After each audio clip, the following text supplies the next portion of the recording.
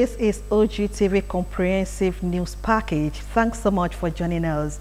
I am Bukola Agbakisu. On the news, Ogun State government shows up IGR in 9 months.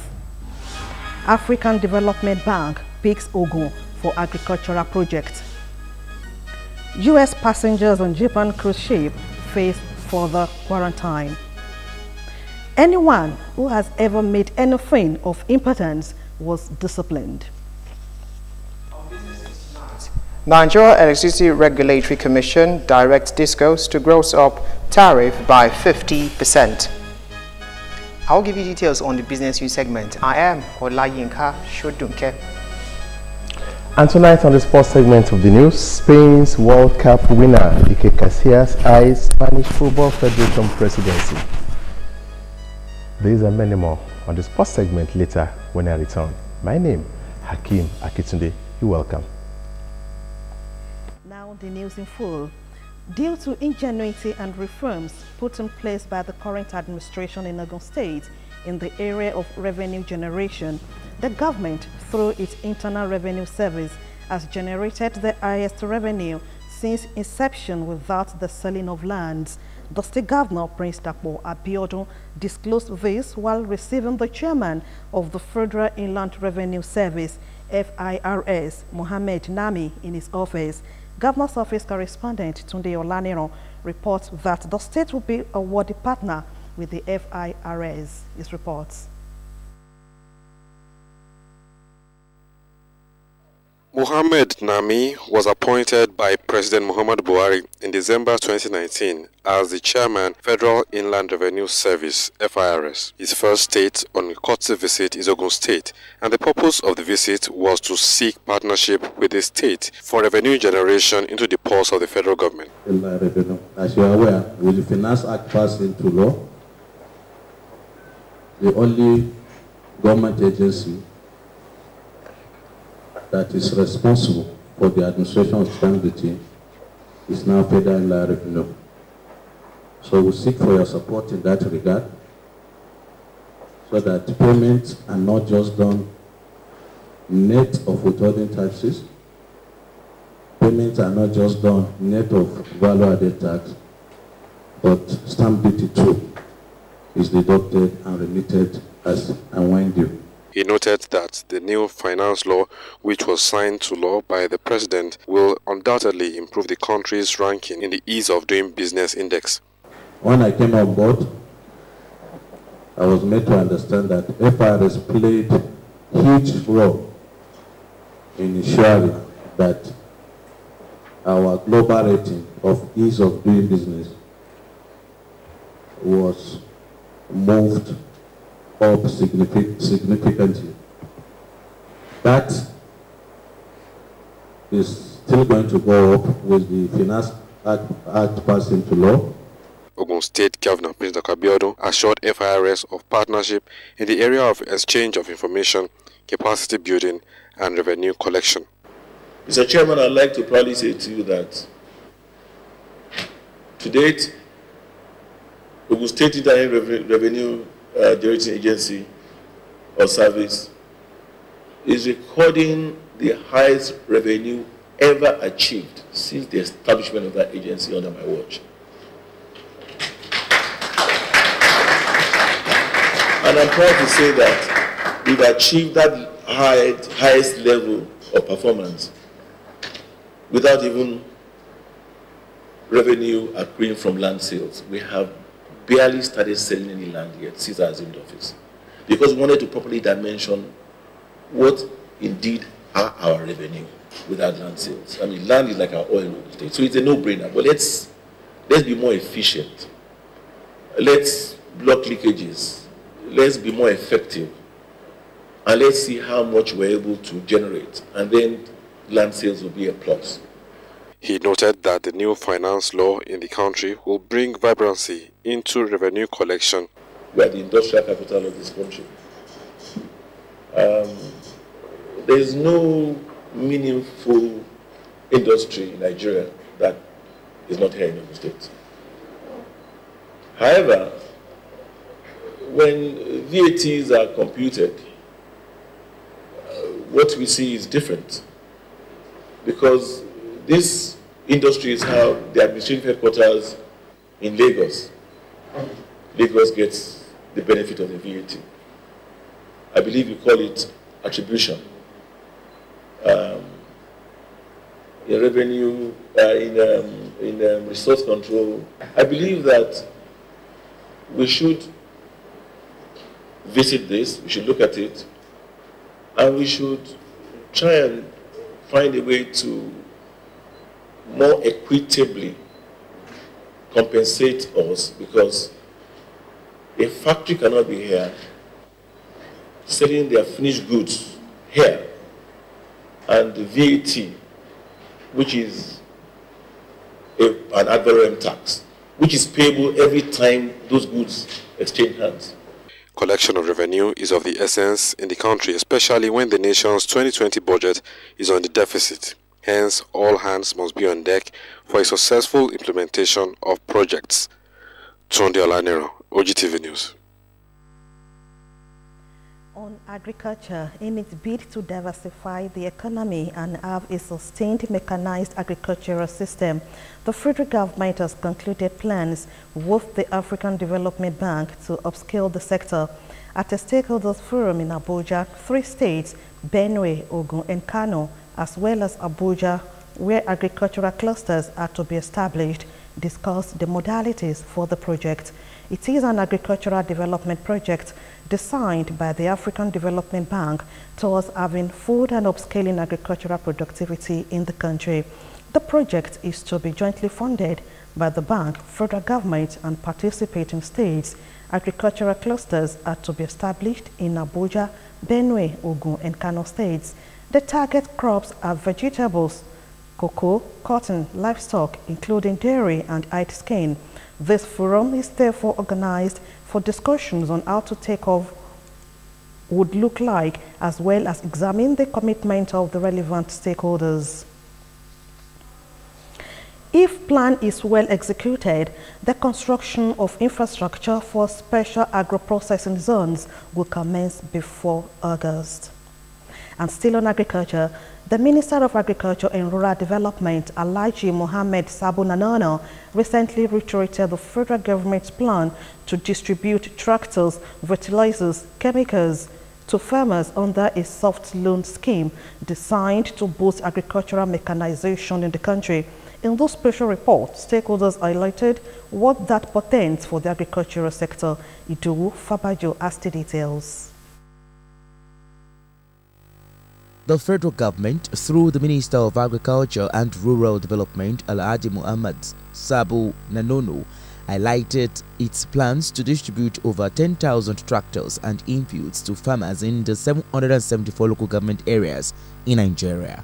The minister explained that each of the councils would be allocated tractors worth 150,000 million naira each, and inputs a soft loan to be repaid in 11-year plan, adding that beneficiaries must be genuine farmers and indigents of the participating local government councils. Some farmers who spoke to Ogtv News described the initiative as timely, provided that it is channeled appropriately. Well, if it is passed through a proper medium, like PPP, it will make things work out fine. If it's not going through the political hands, I mean, if it comes through the normal routes, of course, everybody will enjoy it. So as a result of this, it will make more farmers to now return back to farm. Those that have abandoned it, they will say, okay, I think now that I can do mechanization, I don't need to involve much labor. It's engine that will be doing much of those things. And two, look at the farm input. They will now know that I have access to fertilizer at a very subsidized rate, which is not what has been going on in the past. This one is a change of approach and is making farmers to be happy, and they are eagerly looking forward towards it.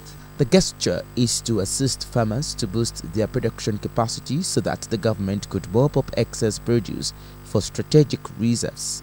The federal government would commence implementation of the program in the second quarter of the year 2020, according to the minister.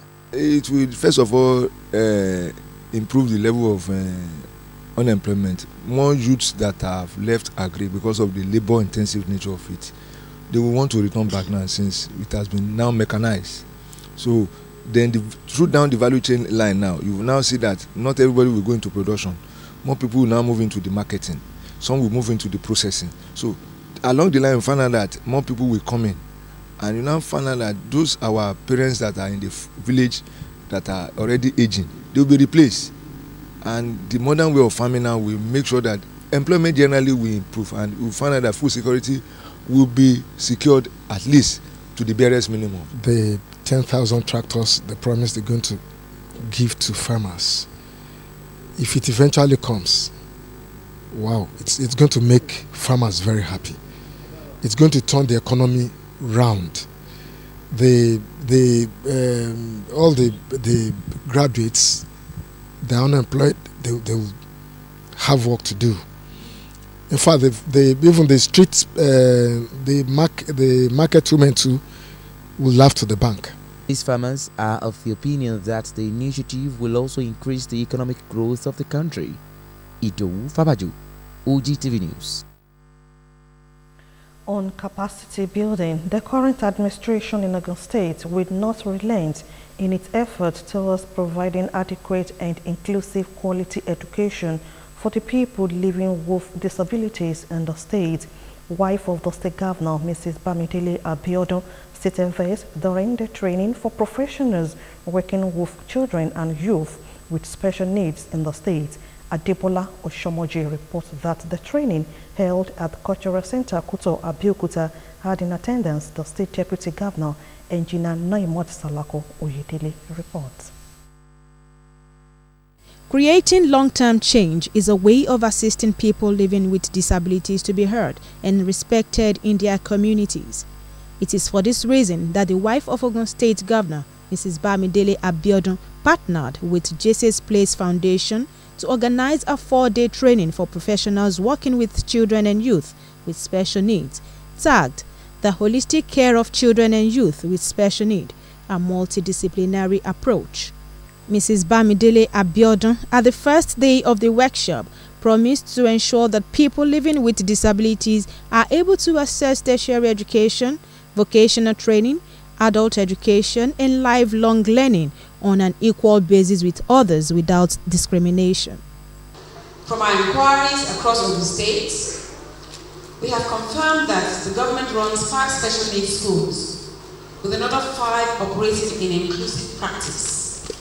This is apart from the several other special needs professionals working in other sectors, specifically health and social welfare. This program has therefore taken into consideration life beyond school. Mrs. Abiodun thereafter called on various stakeholders, including non-governmental organizations, to partner with the state government and replicate our school renovation projects for special children in Shagamu in all 3 senatorial districts of the state. Part of our work, therefore, should be advocacy with the government to significantly increase yearly budgetary allocations to special needs education within our states. We are not oblivious of the challenges that lie ahead because of the complexity of our society.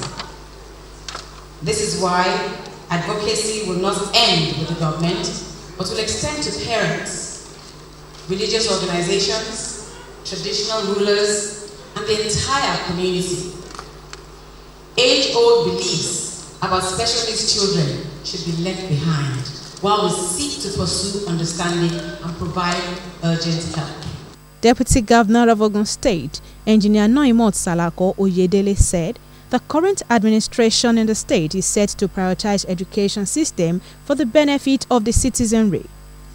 His Excellency during campaign had promised extensively that issues relating to disability would be very, very close to his heart. And without a doubt, his better half has taken this on board and she has run with it. So I should thank very much Your Excellency for doing this.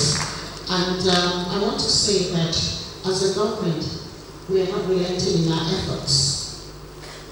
In her submission, Commissioner for Health, Dr. Tommy Coker, beckoned on pregnant women not to neglect free health care provided by the state government in order to curb complications that can lead to disabilities among children. Please transfer the women early to a facility, a health facility, preferably the government facility, where they can receive appropriate treatment. The baby can be monitored and delivered in a timely manner before they suffer brain damage. Panelists concluded that people living with disabilities are in need and deserve the chance to fully participate and contribute to their various communities, as education is an important step in helping them out of social stigma.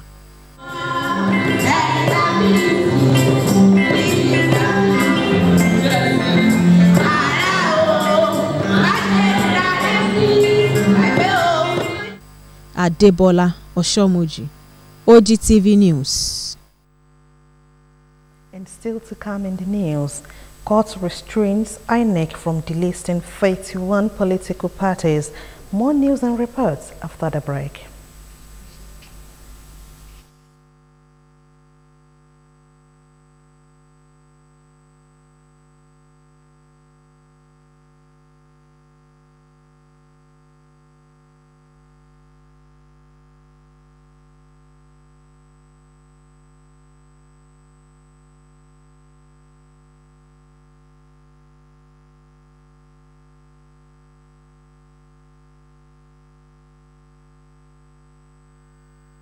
We sincerely apologize for that technical age. Ogtv main news continues. The Ogun State Ministry of Education, Science and Technology has announced that all public and private primary and secondary schools, as well as technical colleges in the state, are to proceed on midterm break for the second term of 2019-2020 academic session on Thursday 20th February and Friday 21st February 2020. According to a statement by the Permanent Secretary of the Ministry, Mrs. Abosede Ogunleye, open day for both primary and secondary schools will hold on Wednesday, 19th February 2020.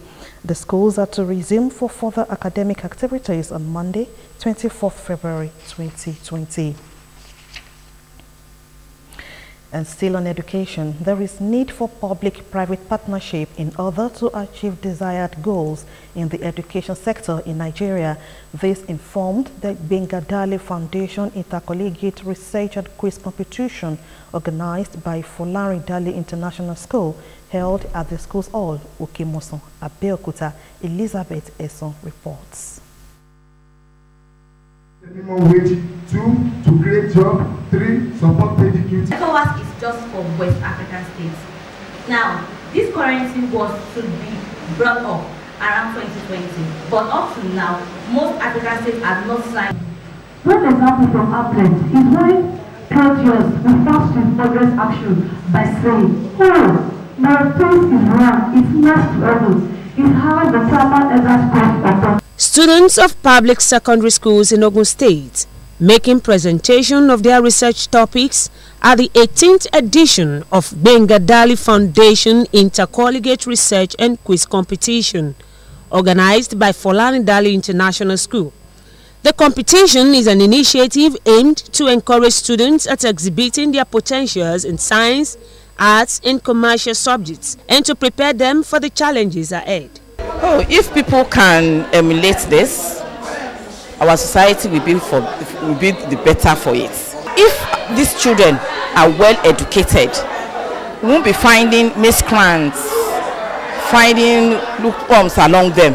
The students were drilled in questions from mathematics, English and current affairs, which they all performed to the satisfaction of all. Speaking on behalf of the panelists, Mrs. Abosede Adeyinka said the initiative is a right step in the right direction, adding that Ogun State will continue to be a force to be reckoned with in the education sector.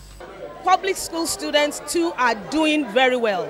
They just need encouragement, and Folari Dali is one of the foremost schools in Ogun State that is trying to encourage public school, trying to bring them up. After much intellectual drillings, Whiskey Abigail Ese Ogene from Salawa Abiola Comprehensive High School, Oshiele Abeokuta, emerged third. Marquis in Virtue Claudia Also from Salawa Biola Comprehensive High School, Abeokuta came second, while Anu Oluwapo Shofela from Abeokuta Grammar School emerged first. The third contestant went home with a brand new laptop. The second contestant was given scholarship covering a tuition fee in any federal higher institution of learning of her choice, while the first contestant won scholarship covering both tuition and allowances in any federal higher institution of learning so desired. The winners of the 18th Gbenga Dali Foundation Intercollegiate Research and Quiz Competition could not but appreciate the foundation and everyone concerned.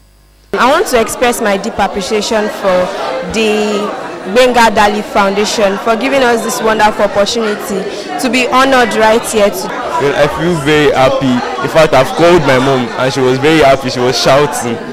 She was happy. I thank God. Elizabeth Esson, Ogtv News. The significance of Lishabi Festival is to bring together sons and daughters of Egbaland, both home and in the diaspora, for the development of Egbaland. Alake and paramount ruler of Egbaland, Oba Adedotun Aremu Gbadebo, stated this at a press conference heralding the 34th edition of the festival.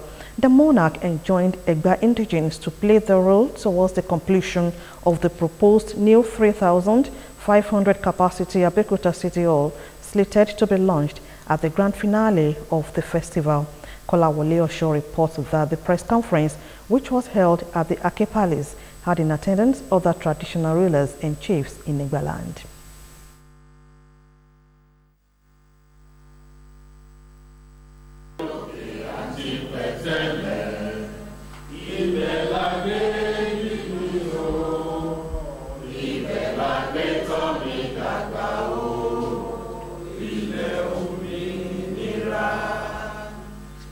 Annually, sons and daughters of Egbaland come together to celebrate Lishabi Festival in honor of Egba legendary warrior and liberator Lishabi Agbongbo Akala, who freed the people of Egbaland from the servitude imposed on them by the Oloyo. To celebrate the 34th edition of the festival, traditional rulers and chiefs in Egba joined the Alake and paramount ruler of Egbaland, Oba Adedotun Aremu Gbadebo, at a press conference to inform the world on the activities lined up for the week-long festival. The monarch said apart from usual quiz competition, which is to commence on Monday 24th of February, there will be traditional Ayo game, procession to Lishabi Forest, and the launching of 3,500 capacity new Abeokuta City Hall on the grand finale. This year, we are adding something new, and that is the building of a new city hall that will cost us 600 million. That will have capacity for 3,500, as well as a restaurant, a hotel, and an administrative block and a library. So we are calling on everybody, young and old, to play our respective parts. While fielding questions from the journalists, Oba Adedotun Gbadebo said the festival has been uniting the sons and daughters of Egbaland, both home and in the diaspora, as they have been contributed immensely to the development of Egbaland. He also disabused people's mind on the notion that Lishabi Festival is about ritual. The Egba's in diaspora have been very, very good in terms of scholarship that they award to our children. Every year they come with letters of award on the last night of Lishabi, and they'll be there this year again. So please, that spirit of being ready to help must never be allowed to leave the Egbas. Earlier in his welcome address, the chairman of the committee, Chief Rashid Raji, commended people of Egbaland for their support at all times, while soliciting their cooperation for the completion of the new Abeokuta City Hall, which is to be sited on hectares of land along Salau Labode Avenue via Ewang Estate, Idiaba, Abeokuta. The Federal High Court in Abuja has restrained the Independent National Electoral Commission from the registering 31 political parties. Justice Awole Chikere, in a ruling, said INEC, having failed to oppose the application by the applicants, the affected political parties had the legal right, which must be protected. INEC had on February 6 deregistered 74 political parties. 6 inmates have regained the freedom from Ijebu-Ode and Shagamu Correctional Service Centers at the quarterly jail delivery exercise embarked upon by Ogun State Chief Judge, Honorable Justice Musumola Dikpeolu. Honorable Dikpeolu, during the visit, charged the Director of Public Prosecution in the Ministry of Justice to be up and doing towards ensuring speedy dispensation of justice. Our judiciary correspondent, Kunle Bikunle's report is presented in this package.